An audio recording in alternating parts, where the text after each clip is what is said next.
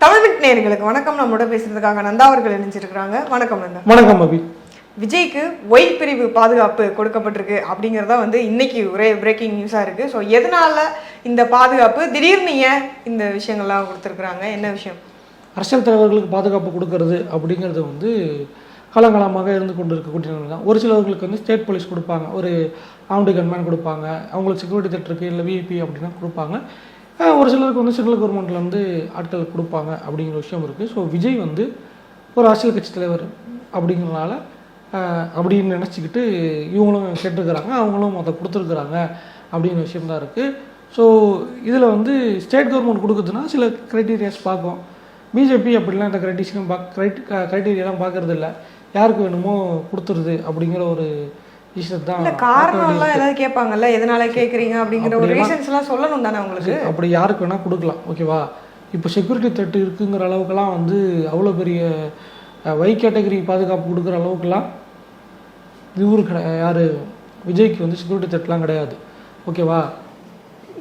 என்ன அப்படின்னா இந்த ட்விட்டர் ஸ்பேஸில் எவனோ 4 பேர் அட்ரஸ் தெரியாத ஆட்கள் முட்டை வீசுவோன்னு சொன்னாங்க. அந்த முட்டை வீசுவோன்னு பயந்துக்கிட்டு இருக்காங்க தான், அதுக்கு தான் பயந்துக்கிட்டு இருக்காங்க, முட்டை வீசுவோன்னு சொன்னாங்க அப்படின்ட்டு, ஓகேவா? அதை தாண்டி இப்போ விஜய்க்கு வைப்பிரிவு பாதுகாப்பு ஏன் கொடுத்துருக்காங்க அப்படின்னா, நான் ஏற்கனவே பல தடவை சொல்லியிருக்கேன், விஜய் தன்னை வானிலிருந்து வந்த தேவ தூதராகத்தான் தன்னை கருதி கொண்டு இருப்பார்.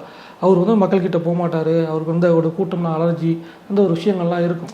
இந்த விஷயத்த நம்ம சொன்னதா சண்டைக்கு வராங்க, அதான் அங்கே பரந்தூர் போனார்ல, போய் பார்த்துட்டு வந்தார்ல அப்படின்னு. பரந்தூரில் அவர் வேனை விட்டு கீழே இறங்கி மக்கள்கிட்ட போகவே இல்லை, சரிங்களா? இன்ன வரைக்கும் அவர் மக்களை பார்க்க கிடையாது, மக்களை எந்த அளவுக்கு பார்க்குறாரு. நான் இப்போ சொல்கிறது தவறாகவோ இல்லை வன்மத்தோடு பேசுகிறேன் அப்படின்னா கூட 26 வரைக்கும் பார்ப்போமே. இந்த தமிழ்நாடு, இதே தமிழ்நாடு எம்ஜிஆரை பார்த்துருக்கு, கலைஞரை பார்த்துருக்கு, ஜெயலலிதாவை பார்த்துருக்கு, விஜயகாந்தை பார்த்துருக்கு, இன்றைக்கும் தலைவர்களை பார்த்துக்கிட்டு இருக்காங்க. இந்த தலைவர்களை பார்ப்பதற்கும் விஜயை பார்ப்பதற்குமான ஒரு விஷயம் இருக்குல்ல. ஸோ பார்க்கட்டுமே, 26 தேர்தல் வரைக்கும் மக்கள் இருப்பாங்க, மக்களும் பார்ப்பாங்க அப்படிங்கிற விஷயம் இருக்குது. ஸோ விஜய் இன்னமும் ஒரு தலைவர் அப்படின்னா அதை தாண்டி தன்னை ஒரு மெஜஸ்டிக் பவராகவே கருதி கொண்டிருக்கிறார். அவர் கூட இருக்கிற அலுவலகங்கள்லாம் அதுக்கு மேலே அண்ணன் வெளியே வந்தாலே கூட்டம் வந்துடும், அண்ணன் வெளியே வந்தால் கூட்டம் வந்துடும் அப்படின்னு. சினிமா நடிகர்னா கூட்டம் வரத்தான் செய்யும், 4 வாட்டி வந்தால் இருக்கும், 5வது வாட்டி அவன் பாட்டுக்கு வேலையை பார்க்க போயிடுவான் அப்படின்னு விஷயம் இருக்குது. விஜய் வந்தால் கூட்டம் போகிறோன்னா அதை விட மற்ற நடிகர்களுக்கு கூட்டம் அதிகமாக வரத்தான் செய்யுது. இப்போ ரஜினிகாந்துக்கு கூட்டம் வரலையா, எல்லாருக்கும் இருக்குது. ரஜினிகாந்த் அந்த பாய்ஸ் கடனுக்குலாம் வாக்கிங் போவார், பிறந்த நாளைக்கு அவர் வீட்டு வாசல்லையும் கூட்டம் கூடும், ஓகேவா? இருக்கட்டும், எல்லா நடிகர்களுக்கும் கூட்டம் கூடும், அது இல்லைன்னா சொல்லலை. ஆனால் நீங்கள் அரசியல் தலைவராக வந்துட்டீங்கன்னா அதெல்லாம் சகிச்சு தான் ஆகணும், அதையும் மீறி வருது. ஆக்சுவலாக இதை செப்டம்பர் மாதம் கேட்டதா ஒரு தகவல் சொல்கிறாங்க, அது எந்தளவுக்கு உண்மைன்னு தெரியல. பட் இவர் RN ரவியை டிசம்பர் 30ஆம் தேதி சந்தித்தார்ல, அப்போ இதுக்காக தான் சந்தித்தார். ரவியை சந்தித்ததுக்கு காரணம் எனக்கு பாதுகாப்பு வேணும், நான் தமிழ்நாடு முழுக்க சுற்றுப்பயணம் போகலான்னு இருக்கேன், அப்போ எனக்கு சென்ட்ரல் கவர்மெண்ட்டில் பாதுகாப்பு கொடுக்கணும், ஸ்டேட் கவர்மெண்ட் என்னை ப்ரொடெக்ஷன் கொடுக்க மாட்டாங்க, அது ஒரு இஷ்யூ ஆக்குவாங்க அப்படின்னு சொல்லி போயிட்டு ரவியை பார்த்தாங்க. இல்லை அதுக்கு தான் அப்போ பார்க்க போனாரா? காரணம் அதுதான், வெளியே சொன்னது இது, பார்க்க போனது அதுக்கு தான், பேசுனது அது தான், வெளியே இதை சொன்னாங்க, ஓகேங்களா? இப்போ ஒன்றும் இல்லை, இப்போது முதலமைச்சர் ஒரு கடிதம் எழுதுறார் அப்படின்னா அந்த கடிதத்தை வெளியே தூக்கி போடுவாங்க, பொது வெளியில் இந்த மாதிரி கடிதம் எழுதப்பட்டிருக்குது, என்ன அந்த கடிதம் இருக்குது அப்படின்ட்டுன்னு. நீங்கள் அதாவது கவர்மெண்ட் பாலிசிஸை தாண்டி மற்ற விஷயங்கள் இருக்குன்னா ஓப்பன் ஃபோரத்தில் மற்ற கட்சி தலைவர்கள் வைப்பாங்க. நீங்கள் புகார் தானே கொடுத்துருக்கீங்க, தூக்கி வெளியே வைக்கலாம்ல. ஆளுநர்கிட்ட கொடுத்ததை இவங்க வெளியே வைக்கவே இல்லை. ஆளுநர்கிட்ட இதெல்லாம் கொடுத்தோன்னு சொல்லி வேற ஒரு அறிக்கையெல்லாம் கொடுத்தாங்களே வெளியே, அவ்வளோதான், ஓகேவா? ஆளுநர்கிட்ட கொடுத்தாங்க. இப்போ ஆளுநர் அந்த வைப்பிரிவு பாதுகாப்பு கொடுத்துருக்காங்க. ஸோ இந்த வைப்பிரிவு பாதுகாப்பு படி ஒரு 8லேருந்து 10 பேர் விஜய் கூட 24 வருஷம் இருப்பாங்க. தமிழ்நாடுக்குள்ளே விஜய் எங்கே போனாலும் இந்த பாதுகாப்பு அளிக்கப்படும் அப்படிங்கிறது சொல்லப்பட்டிருக்கு. அஃப்கோர்ஸ் இதுக்கப்புறம் ஒரு ஷூட்டிங் ஃபாரின் போகிறதுக்கான பாசிபிலிட்டிஸ் ரொம்ப கம்மிங்கிறனால அவர் தமிழ்நாட்டுக்குள்ளே தான் இருப்பார் அப்படிங்கிறனால அந்த பிரச்சனை இருக்குது. இப்போ ஸ்டேட் கவர்மெண்ட் ப்ரொடெக்ஷன் இவங்க வேணான்னு சொன்னதுக்கு 2 ரீசன் இருந்திருக்கும். இவங்க வேணான்னு சொல்லிட்டாங்களா, இல்லை இப்போ விஜய் ஸ்டேட் கவர்மெண்ட் கிட்ட கேட்டாங்களா அப்படிங்கிற ஒரு கேள்வி இருக்குது. அதுக்குமே நம்ம கேட்டாங்களா இல்லையா அப்படிங்க. இப்போ இதில் சாதகம் என்ன பாதகம் என்ன அப்படின்னா, விஜய் ஒரு பெரிய அரசியல் தலைவர், அவருக்கு த்ரெட் இருக்குது அப்படிங்கிற ஒரு பில்டப்பு எல்லாம் ஓகே, அந்த பில்டப்லாம் அவங்க கொடுத்துக்கலாம், அதில் எந்த பிரச்சனையும் கிடையாது. இரண்டாவதாக இதில் சிக்கல் எங்கே வரும் அப்படின்னா, இந்த 8லேருந்து 10 பேர் 11 பேர் அவங்க ஒன்றிய அரசின் ஆட்கள், ஆமாம். விஜய் யாரை பார்க்குறா, யாரெல்லாம் விஜயை பார்க்குறாங்க, விஜய் எத்தனை மணிக்கு எங்கே போனார், எத்தனை மணிக்கு யாரை பார்த்தார், எல்லா தகவல்களும் டெல்லி அரசுக்கு தெளிவாக தெரிவிக்கப்படும். ஸோ இவர் நேரடியாகவோ மறைமுகமாகவோ மோடி அரசின் சர்வேலன்ஸு கீழே வந்துடுறார் அப்படிங்கிற ஒரு விஷயம் இருக்குது. நாளைக்கு யார் வந்து பார்த்தாலும் அது சென்ட்ரல் கவர்மெண்ட்டுக்கு தெரியும். ஒரு பிஸ்னஸ்மேன் இவரை பார்த்து டீல் பேசுகிறாரு, இல்லை ஏதோ நடக்குது அப்படின்னா அடுத்த நிமிஷம் ரைடு விடுறதுக்கு வசதியாக இருக்கும். சார் இந்த பிஸ்னஸ்மேன் வந்துட்டு போனார், நாளைக்கு அவர் வீட்டுக்கு ரைடு அனுப்பிச்சுங்க. அவங்க ஈஸியாக சொல்கிறாங்க, நாங்களா வாலண்டியராக உங்களுக்கு நீங்கள் கேட்டீங்க நாங்கள் கொடுத்துருக்கோம் அப்படின்னு.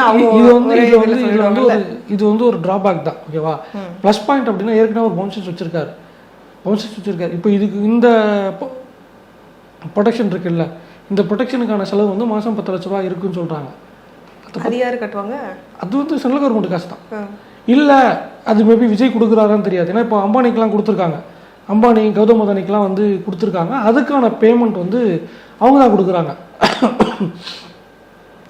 நம்ம ஊரை பொறுத்த வரைக்கும் வந்து கவர்மெண்ட் வந்து அந்த வகையில் வந்து எப்படின்னா மிலிட்ரிவே வந்து கேரளாவுக்கு வாடகை கொடுத்தவங்க இப்போ இந்த மாதிரியான கமாண்டிங் ஜெட்டு ஒய் ஏபிசிடி எல்லா கேட்டகரி போலீஸையும் வந்து கேட்டகரியும் வந்து வாடகை கொடுத்துக்கிட்டு இருக்காங்க. இப்போ அதானியும் அம்பானியும் அவங்களுக்கு வந்து இந்த மாதிரியான ப்ரொடெக்ஷன் கொடுக்கப்பட்டிருக்குது.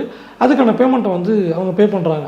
ஸோ அந்த மாதிரி விஜயை கூட பே பண்ணலாம். இன்கேஸ் அது பே பண்ணுறாரு அப்படின்னா அதுக்கு இவரை ப்ரைவேட் செக்யூரிட்டி வச்சுட்டு போகலாம் அப்படிங்கிற ஒரு விஷயம் தான் இருக்குது. ஸோ அதுதான் தேவையில்லாத ஒரு வேலை அப்படிங்கிற விஷயம் இருக்குது. இது தேவையில்லாத வேலைங்கிறத தாண்டி 2 விஷயம். ஒன்று, இவங்க முழுக்க சென்ட்ரல் கவர்மெண்ட்டுடைய சர்வேலன்ஸ்குள்ளே வந்துடுவாங்க. 2வது, இது விஜய் மக்கள்கிட்ட இருந்து ஒரு அணியப்படுத்தும். தமிழ்நாட்டுடைய முதலமைச்சராக திரு கருணாநிதி அவர்கள் இருக்காங்க. அவருக்கு எப்போ ப்ரொடெக்ஷன் கொடுக்கப்பட்டுச்சு அப்படின்னு யாருக்கா ஞாபகம் இருக்கா? அவருக்கும் இந்த மாதிரியான கேட்டகரி போலீஸ் ப்ரொடெக்ஷன் கொடுக்கப்பட்டுச்சு. எப்போ கொடுத்தாங்க அப்படின்னு யாருக்கா ஞாபகம் இருக்கான்னு சொல்ல 1969 அவர் முதலமைச்சராக பொறுப்பேற்கிறார். 1967 முதலமைச்சராக பொறுப்பேற்று 67 தேர்தல், 71 தேர்தல், திருப்பி 89 எல்லாத்துலேயும் ஒரு தேர்தல் சந்திக்கிறார். 2001 ஜெயலலிதா வந்து கலைஞரை வந்து கோபாலபுரம் வீட்டில் குண்டுக்கட்டாக ஆர்ம் ட்விஸ்ட்லாம் பண்ணி, ஃபிசிக்கல் ஆர்ம் ட்விஸ்ட்லாம் பண்ணி பலவந்தமாக அவரை கைது செய்த பிறகு தான் அன்றைய வாஜ்பாய் அரசு வந்து அவருக்கு வந்து ப்ரொடெக்ஷன் கொடுக்குது. அது வரைக்கும் அவர் ப்ரொடெக்ஷன் கேட்டு வாங்கவே இல்லை அப்படிங்கிற ஒரு விஷயம் இருக்குது. அதை தாண்டி இப்போ நீங்கள் யாருக்கு வேணால் கொடுத்துருவாங்களா அப்படிங்கிற விஷயம் கேட்டீங்க. நம்ம சட்டையில் அடிச்சுக்கிட்டாப்புல இல்லை பாஜகவுடைய மாநில தலைவர் நம்பர் 2 நம்பர் 3 தெரில, ரவி நம்பர் 1 இவர் நம்பர் 1 தெரில, 2த்துல ஏதோ ஒன்று அவங்களுக்குள்ள போட்டி போடாமல் பங்கு பிடிச்சிக்கிட்டா சரி. அவருக்கும் இந்த மாதிரி Z+ஓ Z+ ஏதோ ஒரு பாதுகாப்பு கொடுத்தாங்கல்ல நடுவில். இதுவாவது பரவாயில்ல. பாஜகவில் வந்து ஒரு இஸ்லாமியர் ஒருத்தர் இருக்காப்புல, வேலூர் இப்ராஹிம் அப்படின்ட்டுன்னு. அவர் மனைவியும் மகனுமே வந்து அவரை வந்து என்ன சொல்கிறது திட்டிட்டு காரியத்தை பிட்டு வீசிகளை போய் செஞ்சுட்டாங்க. அவர் தனியாக பாஜக அவர் அமைப்பு நடத்திக்கிட்டு இருக்கார். அவரு வந்து பாஜகவில் இருக்கார். அவருக்கு இந்த மாதிரி வந்து ப்ரொடெக்ஷன் கொடுத்தாங்க. இதுக்கு அவருக்கு த்ரெட் இருக்குது அப்படின்னு. இன்னொன்று வந்து இந்த த்ரெட்டு வாங்குறது, இந்த ப்ரொடெக்ஷன் வாங்குறதெல்லாம் இருக்குல்ல, அது வந்து ஒரு ஸ்டேட்டஸ் சிம்பிளாக பாஜகலாம் நடத்துக்குவாங்க. இந்த அப்பப்போ பெட்ரோல் குண்டு வச்சுட்டு இருக்கோம். சிசிடிவி செக் பண்ணி அவனே தூக்கி போட்டிருப்பான், இல்லை ஆள் வச்சு போட்டிருப்பாங்க அப்படின்னு இருக்கோம். இதுக்கு நல்ல எக்ஸாம்பிள் வேணும் அப்படின்னா காப்பிரைட் ஸ்ட்ரைக் வந்து, அதனால் நம்ம அந்த வீடியோவை போட முடியாது. உன்னைப்போல் ஒருவனில் கமலஹாசன் வந்து வச்சுருப்பார், மோகன்லால் விசஸ் ஸ்ரீமன் வந்து டாக்டர் சம்திங் ஏதோ ஆதவன் அப்படின்னு ஏதோ வரும்.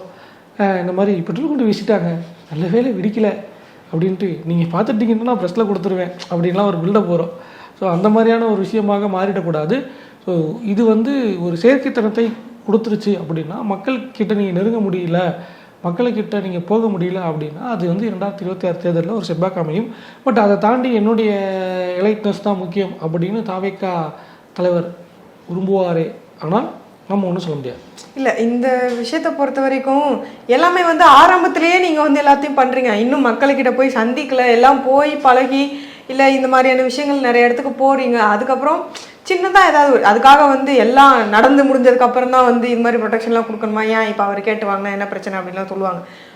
இப்போ வரைக்கும் அது மாதிரி எதுவுமே ஆகலையே. நடுவில் வந்து இந்த ஆடியோ வந்துச்சு இல்லை, ட்விட்டர் ஸ்பேசஸில் பேசினா முட்டை விஷயம்னு சொன்னேன். சம் ரேண்டம் நம்பர்ஸ் அதை வந்து இன்னைக்கு போலீஸ் வந்து அரெஸ்ட் பண்ணியிருந்துருக்கணும், பண்ணிட்டாங்களான்னு பண்ண மாதிரி இன்ன வரைக்கும் தெரியல. அது வந்து சில காலிப்பயல்கள் அப்படின்னு தான் சொல்ல முடியும். அந்த வார்த்தையை நான் தெரிஞ்சவே பயன்படுத்துகிறேன். அது வந்து சமூக விரோதிகள் தான் அவங்க. ஹூவரிட்டிஸ் அவங்க வந்து ரஜினி ஃபேன்ஸாக வந்து தங்களை போர்ட்ரே பண்ணிக்கிறாங்க. இதர் அவங்க வந்து ஒரிஜினலி ரஜினி ஃபேன்ஸ் ஆர் ஹூவரிட்டிஸ். ஒரு பிடிக்காத தலைவர் மேலே நான் வந்து முட்டை வீசுவேன் அப்படின்னு சொல்கிறதெல்லாம் வந்து ரொம்ப கேவலமான இழிவான செயல். ஸோ அவங்கள அரெஸ்ட் பண்ணணும் அப்படிங்கிறத தாண்டி இதை வந்து ஒரிஜினலாகவே அவங்க அப்படி பேசினாங்க, அவங்க வந்து இன்டென்ஷனலாக விஜய் மேலே இருக்க வெறுப்பில் பேசினாங்களா, இல்லை அண்ணன் கூட இருக்கக்கூடிய அந்த ஆரோக்கியமான நபர் வந்து இதை பிளான் பண்ணாரா அப்படிங்கிற ஒரு இருக்குது. அண்ணன் வெளியே போயிடக்கூடாது அப்படிங்கிறதுல வந்து தீவிரமாக இருப்பவர் தான் வந்து கூட இருக்கிறவங்களே எப்படிங்க அப்படி பேச சொல்லுவாங்க. பரந்தூருக்கு போகக்கூடாதுன்னு கூட இருக்கவங்களே தான் சொன்னாங்க. 2 ஆடியோ வெளியே விட்டாங்க. காளியம்மாவை போட்டு கொடுத்தது யாரு, பழனி மாணிக்கத்தை போட்டு கொடுத்தது யாரு இருக்குல்ல. நான் பேசுறது எல்லாமே வந்துருது. நான் வந்து போதை ஒழிப்புக்கு எதிராக திட்டம் முன்னெடுக்கலாம் அப்படின்னு நான் விஜய் கிட்ட சொல்றேன், போலீஸ் கைது பண்ணிடுது, புஷி ஆனந்த் இன்டெலிஜென்ஸுக்கு சொல்றாரு அப்படின்னு ஜானாரகிசாமி தானே ஆடியோ.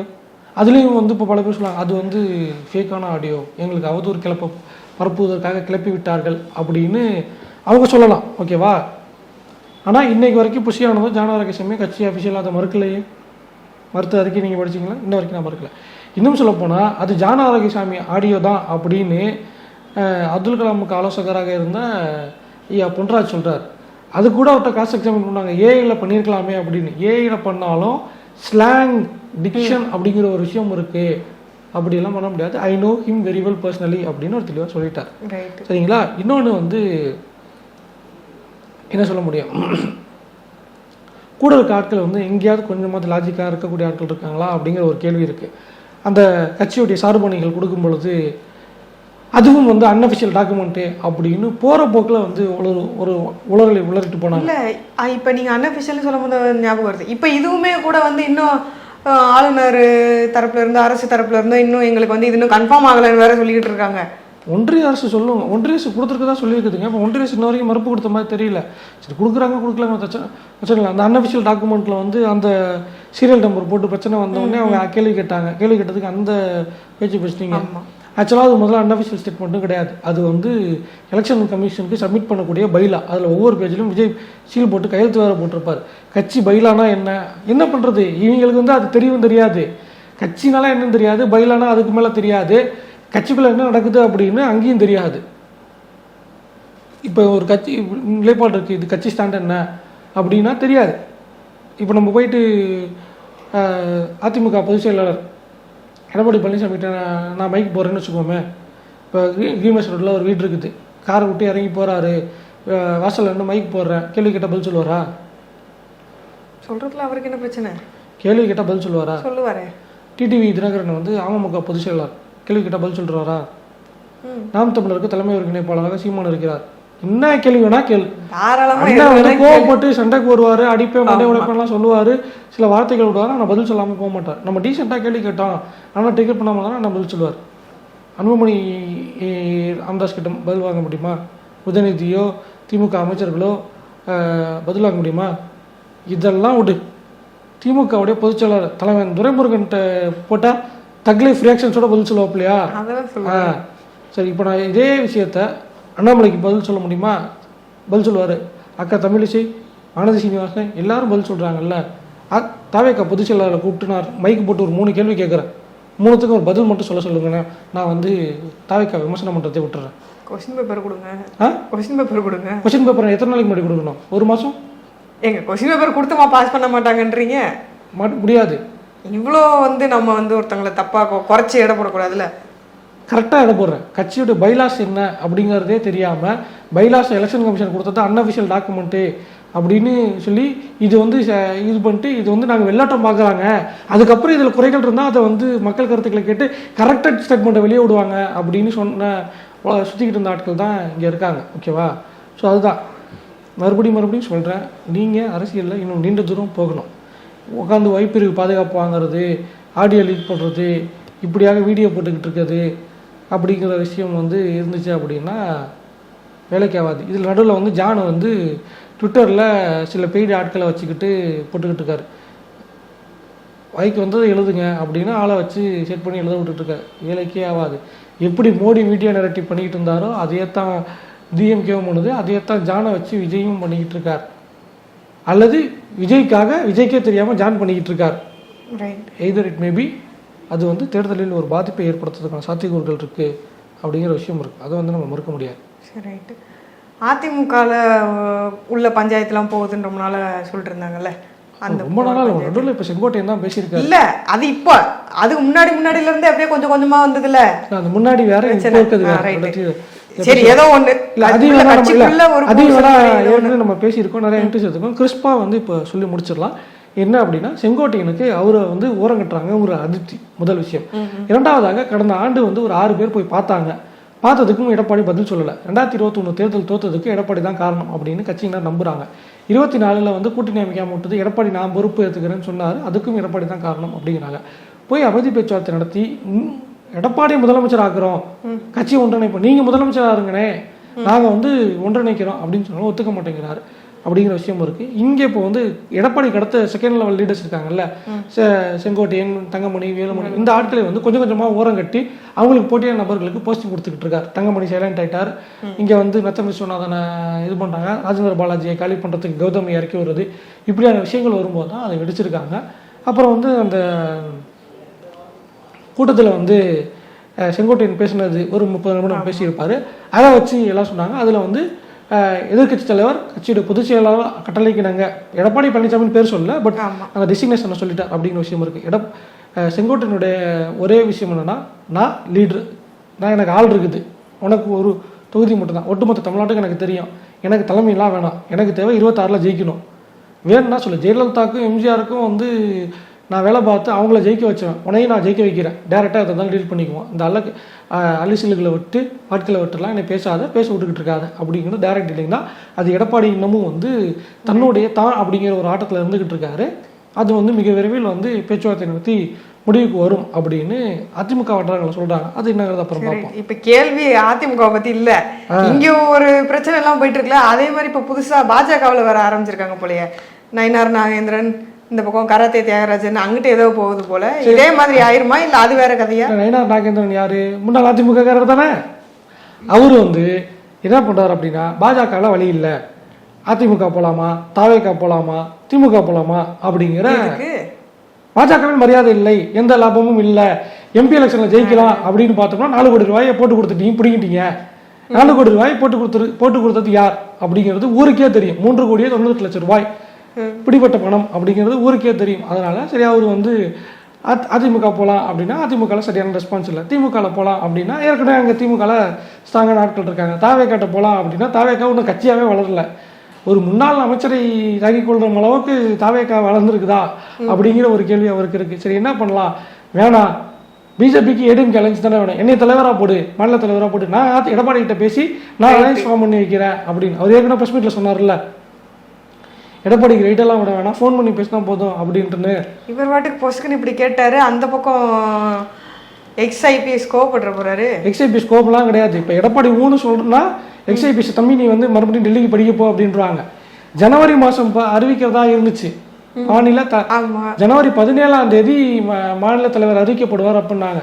பிப்ரவரி 14 வரைக்கும் வந்து போச்சு, இன்ன வரைக்கும் அறிவிக்கல. எல்லாத்துக்கும் ஒரே காரணம் எடப்பாடி தான். எடப்பாடி வந்து ஜிக்கு ஃபோன் போட்டு, ஜி சாரி இப்போ லண்டனில் இது அமெரிக்காவில் இருக்காப்புல, அமித்ஷாக்கு ஃபோன் போட்டு, சின்ன ஜிக்கு ஃபோன் போட்டு ஜி டிகே அப்படின்ட்டாருன்னா அண்ணாமலை தம்பி வெளியே போ அப்படின்ட்டுருவாங்க. நயினாரா வானதியா அப்படிங்கிறதா இப்போ அவங்களுக்குள்ள அடுத்து யோசிப்பாங்களே ஒழிய அக்கா இன்னொரு அக்காவெல்லாம் வாயவே தொடக்கூடாது. ஏற்கனவே வந்து அந்த கோமிய மட்டரில் அக்கா பேசி பேக் ஃபயர் ஆகிருக்குது, நடுவில் மோடிக்கு அப்போ போய் இழுத்து விட்டு வேட்டு வாங்கி வச்சுருக்கிறாங்க. அதனால் அக்காலாம் கிடையாது, 2 பேர் தான். ஸோ அதுதான் வந்து இருந்துகிட்டு இருக்குது. இப்போ நயினார் நாகேந்திரன் வந்து அண்மையில் முதலமைச்சர் ஏதோ நிகழ்ச்சியில் கலந்துக்கும் போது இவரும் கலந்துட்டு வந்திருக்கார். அதில் வந்து மோடியையும் நிர்மலா சீதாராமனையும் முதலமைச்சர் விமர்சிச்சிருக்காரு. அந்த நிகழ்ச்சியில் வந்து நயினார் நாகேந்திரன் வெளியேறி இருக்க வேண்டும், வெளியேறாமல் இருந்தது ஏன் அப்படிங்கிற ஒரு கேள்வி வருது. சரி, வெளியேற முடியலனாலும் முடிஞ்ச பிறகு ஒரு கண்டனமாவது சொல்லியிருக்க வேண்டாமா, எதுவுமே சொல்லலையே அப்படின்னு கேட்குறாங்க. இது தொடர்பாக நயினார் நாகேந்திரன்ட்ட கேட்கும்போது, சபை நாகரிகம்னு ஒன்று இருக்குது, நான் ஒரு அரசு நிகழ்ச்சிக்கு போகிறேன், அதை வந்து ஏற்றுக்கிறாங்க, என்னை அனுமதிச்சிருக்காங்க, அப்படிங்கும்போது அதை நான் அந்த சபை நாகரிகத்தோடு நடந்துக்கணும் அப்படின்னு. இன்னும் சொல்லப்போனால் 2001-2006 காலகட்டத்தில் அம்மையார் வந்து முதலமைச்சராக இருப்பாங்க. 2004 வந்து யூபிஏ அரசாங்கம், ஐக்கிய முற்போக்கு கூட்டணி அரசாங்கம் வந்து மன்மோகன் சிங் பிரதமரான பிறகு திமுகவை சேர்ந்த அமைச்சர்கள் இருப்பாங்க. தமிழ்நாட்டில் நலத்திட்ட உதவிகள் நடக்கும். மாநில முதலமைச்சருக்கு அழைப்புதலே இருக்காது. அழைப்புதலில் பேர் போடாமலாம் நிகழ்ச்சி நடந்திருக்கு. ஜெயலலிதா அதை வந்து கோட் பண்ணியே சில நேரங்களில் சொல்லியிருக்காங்க அப்படிங்கிற விஷயம் இருக்குது. திமுகவுடைய தமிழ்நாடு அரசுடைய ஒரு நிகழ்ச்சி, தொகுதி எம்எல்ஏவாக தங்களுடைய சித்தாந்த எதிரியான பாஜகவை சேர்ந்த எம்எல்ஏவை மேடை ஏற்றி அவங்க நிப்பாட்டி வைக்கிறாங்க. அப்படிங்கும்போது அந்த நாகரிகத்தோடு நான் இருக்கணும் அப்படிங்கிறது நயினார் உடைய விருப்பமாக இருக்கிறது. அதை தாண்டி ஒரு திமுகவோட இணக்கமாக இருக்கார் அப்படிங்கிற விஷயம் இருக்குது. மோடியுடைய கொள்கை பிடித்தெல்லாம் அவர் போகிட கிடையாது. ஒரு முன்னாள் அதிமுகக்காரர் தானே. சரி, இதை சொல்கிற கராத்தே தியாகராஜன் யார் அப்படின்னா, அவர் காங்கிரஸில் மதிக்கலை அப்படிங்கிறதுனால வேற வழி இல்லை.